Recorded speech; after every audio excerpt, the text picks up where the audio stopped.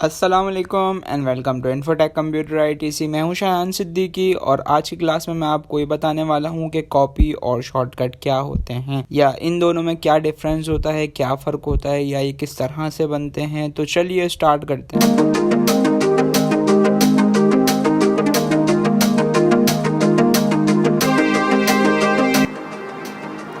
अच्छा देखें, सबसे पहले हम बेसिकली शॉर्टकट क्यों बनाते हैं सबसे पहले मैं आपको ये बता देता हूँ। फॉर एग्जांपल मेरे पास किसी भी ड्राइव में मेरे पास एक फ़ोल्डर है। मैं चाहता हूँ कि ये जो फ़ोल्डर है ये आ जाए मेरे पास डेस्कटॉप पे, ताकि मैं इसे जल्दी से इसे ओपन कर सकूँ। तो आप सोच रहे होंगे कि बिल्कुल हम इसे कॉपी करके डेस्कटॉप पे पेस्ट कर लेंगे, और अगर आपको कॉपी पेस्ट नहीं आता, आपको नहीं पता कॉपी कैसे करते हैं, पेस्ट कैसे करते हैं, कट कैसे करते हैं, तो इस पर भी मैंने वीडियो बनाई हुई है, आप लोग देख लीजिएगा। तो जैसे फॉर एग्जांपल मैं ड्राइव डी में आ गया, मेरे पास एक ये फ़ोल्डर है। तो नॉर्मली हम क्या करेंगे, इसको कॉपी कर लेंगे। कॉपी करने के बाद हम क्या करेंगे, डेस्कटॉप पे आएंगे और इसे पेस्ट कर देंगे। ये जितना ज़्यादा साइज़ होगा इस फोल्डर में, उतनी ज़्यादा देर से ये कॉपी होगा। ठीक है, अगर मैं आपको इसका साइज़ दिखाता हूँ, फोल्डर पर राइट क्लिक करा मैंने, प्रॉपर्टीज़ में जाने के बाद देखें इसका साइज़ है 62.5 MB। ठीक है, अब जैसे ही मैं इसे कॉपी कर रहा हूँ डेस्कटॉप पे, तो जैसी कॉपी हो जाएगा तकरीबन होगी ऑलमोस्ट ये रहा। देखें, अब देखें इसका भी अगर मैं आपको साइज़ दिखाता हूँ प्रॉपर्टीज़ में जाके, तो इसका भी कितना है 62.5 MB। अब फॉर एग्जांपल हमारे पास एक फ़ोल्डर ऐसा है जिसमें फॉर एग्जांपल काफ़ी GBs का डाटा है। तो अगर हम उसे कॉपी कर लेंगे डेस्कटॉप पे, तो फॉर एग्जांपल 5 GB हमारे पास कहाँ हो गई, ड्राइव डी में, और उसी को हमने कॉपी कर लिया डेस्कटॉप पे, तो 5 GB हमारे पास डेस्कटॉप पे भी आ गई। टोटल हमारी सिर्फ एक फ़ोल्डर ने 10 GB ऐसी ही यूज़ कर ली। तो इससे अच्छा, कॉपी से अच्छा हम इसका बना सकते हैं शॉर्टकट। कैसे बनेगा, सिंपल देखें क्या करना है। जिस फोल्डर का आपको शॉर्टकट बनाना है उस पर करें राइट क्लिक करने के बाद यहाँ पे एक ऑप्शन दिया हुआ है आपको सेंड टू, और ये लिखा हुआ डेस्कटॉप, और आगे ही लिखा हुआ है क्रिएट शॉर्टकट, इस पर क्लिक कर दें।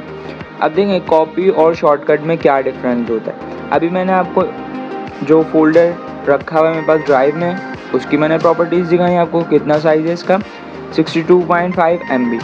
ठीक है, और इसी फोल्डर को जब मैंने कॉपी किया, इसका मैंने आपको साइज़ दिखाया, इसका साइज़ कितना है 62.5 MB। ठीक है, अब देखें जो मैंने ये शॉर्टकट बनाया है, इसका अगर मैं साइज़ देखता हूँ तो कितना होता है, देखते हैं अभी। तो मैं आपको बताता हूँ कि ये जो शॉर्टकट और कॉपी, ये दोनों सेम नहीं होते। अभी आप लोग खुद ही देख लेंगे। पहली बात ये कि शॉर्टकट को कैसे पहचानेंगे, तो देखें उसके नाम के आगे शॉर्टकट लिखा हुआ आ जाता है, या अगर हम ये हटा देते हैं इसके नाम के आगे से शॉर्टकट। तो दूसरी बात ये कि यहाँ पे एरो बना हुआ आता है, चलें ये भी हटा दिया हम। हटाने के बाद शॉर्टकट का कभी भी प्रॉपर्टीज़ में जाके देखें साइज़ नहीं होगा, ये देखें सही। और जबकि आप जो फोल्डर कॉपी करेंगे उसका साइज़ होगा, थोड़ा बहुत ही सही, लेकिन साइज़ होगा उसका, सही है। और एक और बात, जब हम कॉपी को ओपन करेंगे, कॉपी किए हुए फोल्डर को, तो देखें नॉर्मली इसकी लोकेशन क्या आ रही है, जो इसका नाम है 1 2 3। ठीक है, और अगर मैं इस फोल्डर को ओपन करता हूँ, देखें यहाँ पे लिखा हुआ आ रहा है दिस PC और लोकल डिस्क D, और उसके बाद 1 2 3 फोल्डर, सही।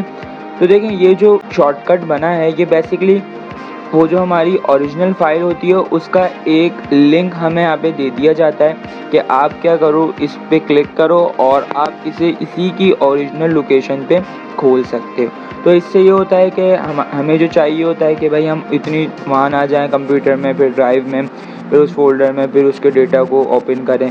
तो इससे अच्छा, कॉपी से अच्छा हम इसका शॉर्टकट बना सकते हैं। कॉपी से ये होगा कि अगर हम कॉपी करेंगे तो उसका साइज़ आएगा, और अगर हम शॉर्टकट बनाते हैं तो उसका साइज़ भी नहीं आएगा, और जो हम चाहते हैं कि डेस्कटॉप पे आ जाए, हम जल्दी से ओपन कर सकें इसे, वो भी काम हमारा हो जाएगा। और मैंने आपको साथ साथ ये भी बता दिया कि शॉर्टकट और कॉपी में क्या डिफरेंस होता है। ठीक है, इसके साथ साथ मैंने आपको ये भी बता दिया कि शॉर्टकट को कैसे पहचाना जाता है। इसके 3 तरीके हैं, एक तो इसके नाम में शॉर्टकट लिखा हुआ आ रहा होता है, दूसरा एरो बना हुआ आ रहा होता है। तीसरा ये प्रॉपर्टीज़ में इसका साइज़ नहीं होता, ठीक है। टारगेट होता है, टारगेट हमें ये डिफ़ाइन करता है कि ये है ड्राइव डी में और ये इस फोल्डर का नाम है, सही। और एक और चीज़ कि जब भी हम उस फोल्डर को जो शॉर्टकट बनाया है हमने उसे खोलेंगे तो वो उसी लोकेशन से ओपन होगा जो उसकी ओरिजिनल लोकेशन थी, मतलब कि जहाँ पे भी था वो ड्राइव डी में था, उसके अंदर जिन फोल्डर्स में था उसी में ही होगा। तो उम्मीद करता हूँ आज की छोटी सी क्लास आपको अच्छी लगी होगी और समझ आ गई होगी। तो आज के लिए इतना ही, मिलते हैं नेक्स्ट वीडियो में नए टॉपिक के साथ, नई क्लास के साथ। जब तक के लिए अपना बहुत सारा ख्याल रखिएगा, अपने चैनल का ख्याल रखिएगा। मुझे दीजिए इजाज़त। अल्लाह हाफिज़।